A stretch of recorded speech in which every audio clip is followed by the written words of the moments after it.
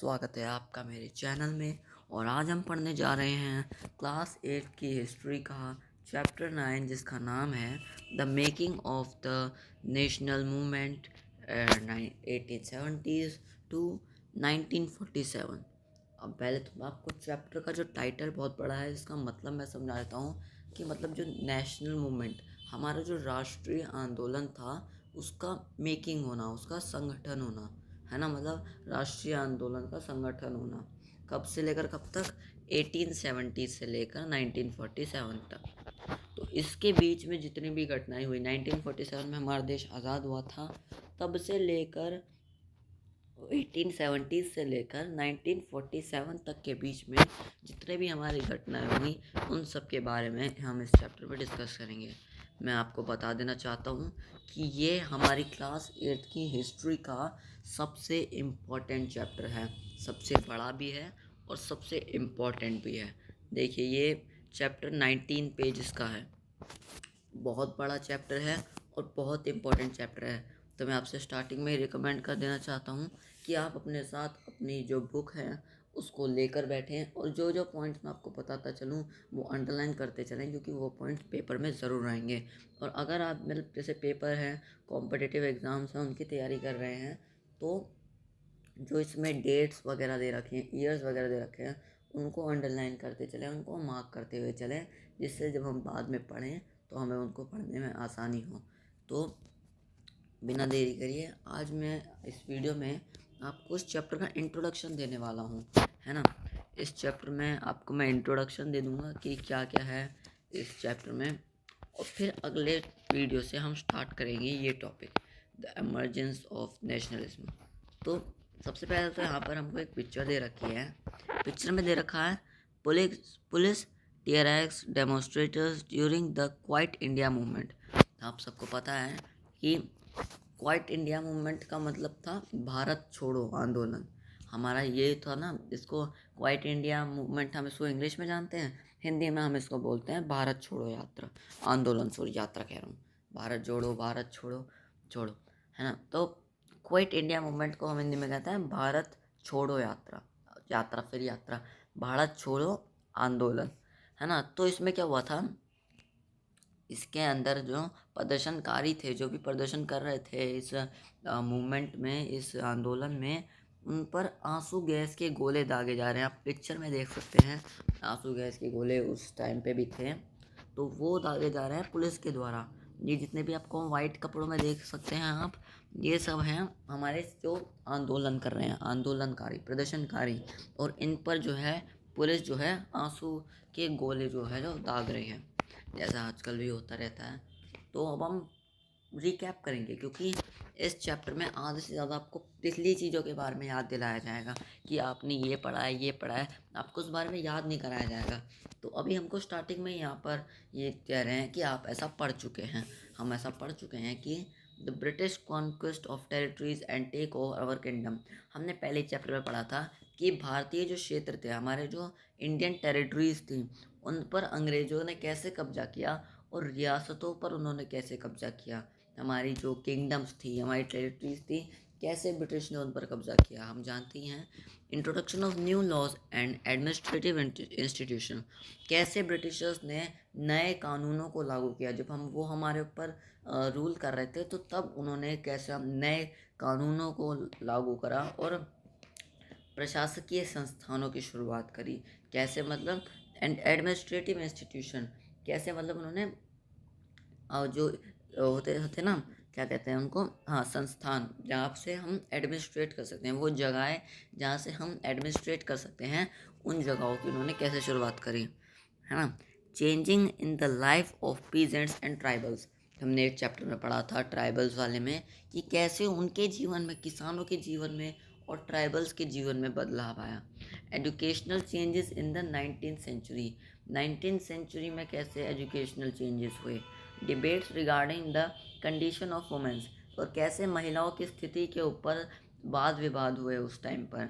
Challenges to the cast, मतलब जाति व्यवस्था, जो हमारी कास्ट सिस्टम था, उस पर क्या क्या चुनौतियाँ आई, और क्या था, सोशल एंड रिलीजियस रिफॉर्म, और सामाजिक, सोशल और रिलीजियस, धार्मिक सुधार कैसे हुए, रिफॉर्म माने सुधार। द रिवोल्ट ऑफ 1857, ये भी हम पढ़ चुके हैं कि कैसे विद्रोह हुआ था 1857 में, शुरू मंगल पांडे से ही शुरू हुआ था वगैरह वगैरह, है ना।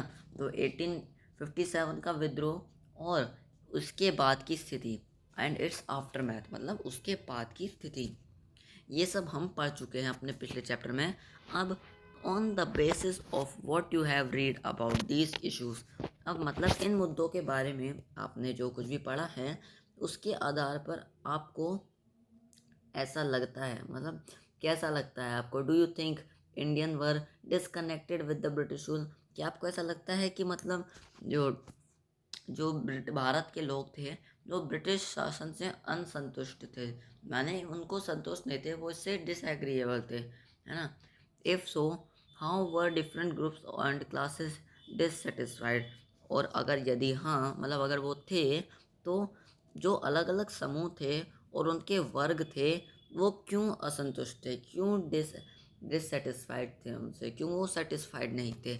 ये सब हमको ये क्वेश्चन पूछे गए हैं जिनके जवाब हम आगे जानेंगे। हमारा अगला टॉपिक रहेगा एमरजेंस ऑफ नेशनलिज्म, मतलब राष्ट्रवाद का उदय कैसे हुआ।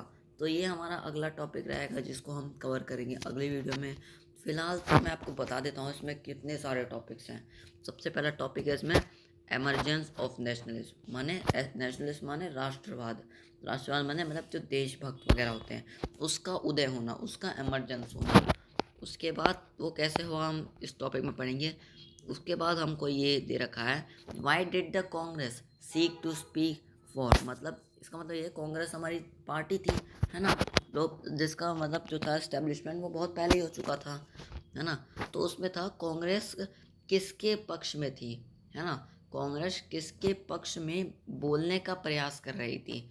उस टाइम पर जो कांग्रेस थी हम इसको पढ़ेंगे कैसे कांग्रेस बनी, और उसके रिलेट में दे रखा है कि कांग्रेस जो है वो किसके पक्ष में बोलती थी।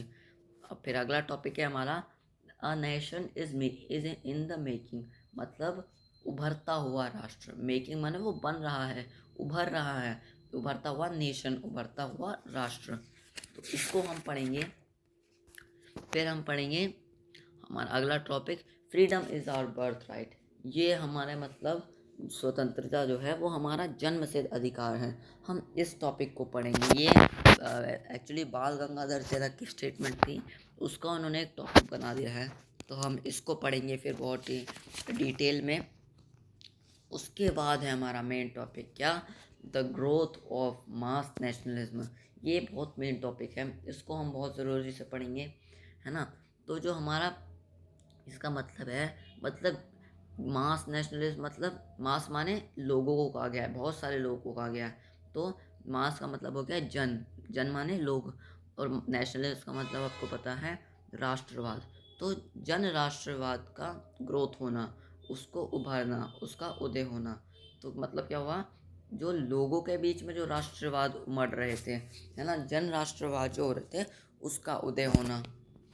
फिर क्या है, the advent of Mahatma Gandhi, मतलब महात्मा गांधी, एडवेंट माने आगमन होना, तो महात्मा गांधी का आगमन होना, ये सब जितनी भी एक्टिविटीज़ चल रहे थे इसमें महात्मा गांधी का बहुत बड़ा रोल था। तो अब इसके में उनके आगमन के बारे में बताएंगे हमको। फिर अगला टॉपिक है द रॉलेट सत्याग्रह, ये सत्याग्रह हुआ था एक, ये भी एक आंदोलन था, उसका नाम था रॉलेट सत्याग्रह, ये महात्मा गांधी द्वारा चलाया गया था। अब ये किसके द्वारा चलाया गया था, क्यों चलाया गया था, ये सब हम इस टॉपिक में पढ़ेंगे। फिर है हमारा खिलाफत agitation and non cooperation movement, मतलब खिलाफत आंदोलन, ये भी एक आंदोलन का नाम है, और असहयोग आंदोलन, नॉन कॉपरेशन मूवमेंट के बारे में आप सब जानते हैं, और खिलाफत आंदोलन। तो ये सब आंदोलन हैं जो भी हमारे देश में किए गए थे, उन सब के बारे में हम पढ़ेंगे और ये कैसे हुए। फिर है पीपल्स इनिशिएटिव्स, मतलब लोगों का पहलकदमी, इनिशिएटिव्स माने जो भी वो पहल कर रहे थे, है ना, लोग कैसे कैसे मतलब अपना वो रिबेल करने के लिए वो कैसे कैसे पहल कर रहे थे, वो कैसे कैसे स्टेप्स ले रहे थे, वो क्या कर रहे थे। तो ये जो नॉर्मल पीपल हैं उनकी बात करी गई है। फिर हमारा अगला टॉपिक होगा द द पीपल्स महात्मा मतलब जनता के महात्मा। महात्मा का शब्द आपका मतलब समझते हैं, महात्मा माने बहुत ही महान व्यक्ति, महान आत्मा। महान आत्मा हो गया महात्मा। तो लोगों के महात्मा कौन थे, है ना। ये सब पिक्चर में जैसे कि आप देख सकते हैं, ये सब महात्माओं की पिक्चर्स एक आर्टिस्ट ने दिखा रहे हैं। स्वराज मंदिर, ये सब हम आगे पढ़ेंगे। फिर क्या है हमारा अगला topic, it was he who got बेदखली स्टॉप्ड इन प्रतापगढ़। ये मतलब इसका मतलब है कि वही थे जिन्होंने प्रतापगढ़ में बेदखली रुकवाई थी। अब ये भी इस चैप्टर से रिलेटेड है भाई, टॉपिक है, पढ़ना पड़ेगा, जब पढ़ेंगे तब समझ आएगा, है ना। The happening of 1992 to 1929। अब हम कहाँ पहुँचे हैं, 1992 से 1929 के बीच में जितनी भी घटनाएं हुई हम उनके बारे में पढ़ेंगे। फिर हम क्या पढ़ेंगे, ये it takes a loud voice to make the deaf ear इनकलाब जिंदाबाद। तो इसका मतलब ये है कि बहरों के कानों को सुनाने के लिए धमाके की ज़रूरत होती है ना। लाउड वॉइस का मतलब होता है धमाके। तो फिर एक भगत सिंह की स्टेटमेंट है, इनकलाब जिंदाबाद। हम उनकी फ़ोटो भी देख सकते हैं। तो इसका मतलब ये कह रहे हैं कि बहरों को सबसे सुनाई नहीं देता, उसके लिए हमको धमाके की ज़रूरत है, एक लाउड वॉइस की ज़रूरत है। ये स्टेटमेंट थी हमारे भगत सिंह की। अब फिर क्या था, the march of Dandi. Dandi march क्यों हुआ था, ये भी एक आंदोलन है ना, इसके बारे में हम पढ़ेंगे। फिर क्या है, women in the freedom struggle, मतलब जो स्वतंत्रता का संघर्ष हो रहा था, फ्रीडम का स्ट्रगल हो रहा था, उसमें महिलाओं का क्या रोल था, ये हम पढ़ेंगे। अरे यार ये लाइट, हाँ। तो अम्बाबाई फ्रॉम कर्नाटका, और कर्नाटका की अम्बाबाई के बारे में हम पढ़ेंगे। फिर हम क्या पढ़ेंगे, अरे यार ये क्या हो गया, हाँ। तो फिर हम पढ़ेंगे अगला topic, Veer Lakhan Nayak was hanged. ये वीर लखन नायक एक क्रांतिकारी हैं जिनको मतलब हैंग मतलब उनको फांसी दे दी गई। फिर अगला टॉपिक हम पढ़ेंगे, ये साइड में कॉलम है, ये इसको भी हम पढ़ेंगे, boss and the INA. INA की फुल फॉर्म मैं बता देता हूँ, इंडियन नेशनल आर्मी, जो कि सुभाष चंद्र बोस के द्वारा खड़ी करी गई थी, उसके बारे में हम पढ़ेंगे। अब क्विट इंडिया एंड लेटर, इसका मतलब है भारत छोड़ो और उसके बाद, मतलब ये मूवमेंट हो गया, ठीक है। फिर उसके बाद क्या हुआ, टूवर्ड्स इंडिपेंडेंस एंड पार्टीशन। अब मेन टॉपिक है कि स्वतंत्रता और विभाजन की ओर हम कैसे पहुंचने लगे। फिर उसके बाद है हमारा, ये फिगर्स दे रखी है, हम इन फिगर्स को पढ़ेंगे डीपली, है ना। ये कुछ फ़ोटोज़ वगैरह हैं पुराने टाइम की, हम इन सब को बहुत डिटेल में डिस्कस करने वाले हैं, है ना, क्योंकि इनमें से भी क्वेश्चन आ सकते हैं। फिर ये हमारा एल्सवेयर नेशनलिज्म इन अफ्रीका करके है ये टॉपिक। इसका मतलब है अफ्रीका में कैसे राष्ट्रवाद हो रहा था, अफ्रीका में कैसे कैसे नेशनलिज्म उभर कर आ रहे थे। और द केस ऑफ घना, मतलब घना का उदाहरण देकर हमको, ये जगह का नाम है, उसका उदाहरण देकर हमको ये बताएंगे कि कैसे नेशनलिज्म जो थे अफ्रीका में उभर रहे थे। तो फिर हम उसके बाद अपने क्वेश्चन आंसर्स करेंगे, है ना। ये लेट्स डू और ये लेट्स डिस्कस और ये लेट्स रिकॉल, ये सब करके हम ये सारे क्वेश्चन आंसर्स करेंगे। और हम इस चैप्टर को पूरे डिटेल में पढ़ने वाले हैं, है ना। बहुत बड़ा चैप्टर था, मतलब इसका इंट्रोडक्शन ही इतना भयंकर था, तो बाकी जो टॉपिक्स हैं वो कितने मज़ेदार होंगे। तो मिलते हैं अगली वीडियो में, जिसमें हम ये द एमरजेंस ऑफ नेशनलिज्म जो है इसको डिस्कस करेंगे। तो मिलते हैं अगली वीडियो में, टेक केयर, बाय।